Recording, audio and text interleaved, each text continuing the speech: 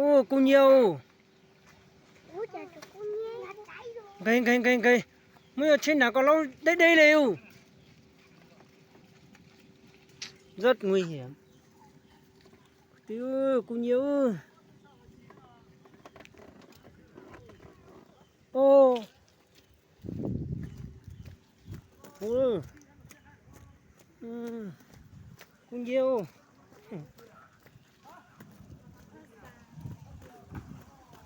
Ô. San tàu là trời yêu luôn này à. Hiểu được. Ôi. Ôi. Chim mù rêu. Ô.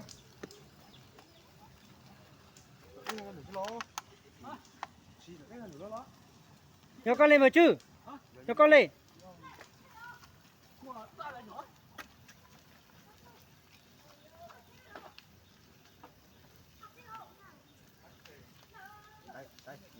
Ô. Tôi ở chỉ dây xuống máy ô.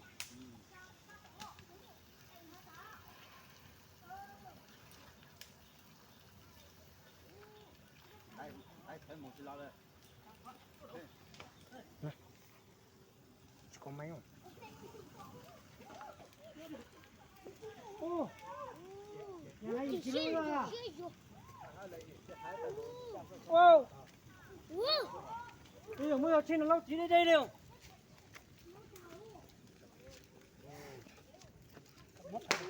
Ô.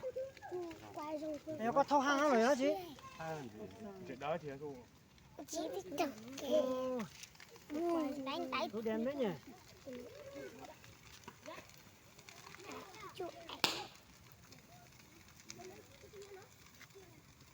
à có cái tàu này Chỉ có. tàu này Giờ có cái gì đó hả? Đấy. Lúc nó có chắc chi nó có Giờ nhân tôi ra đi à? chim mù nhua chim mù Chim bông gì? nó chắc hết rồi.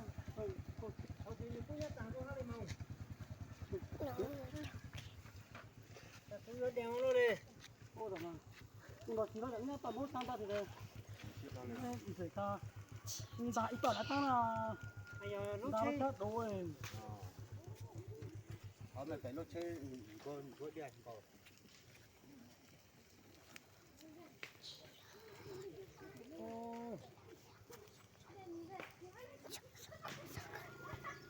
Sao mà ra luôn lâu con nữa. Lâu ra xin nó để mà xin nó ra tao.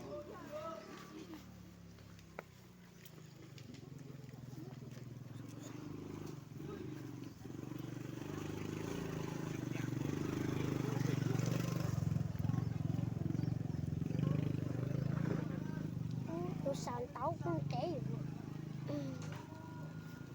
cũng tôi nói đây rồi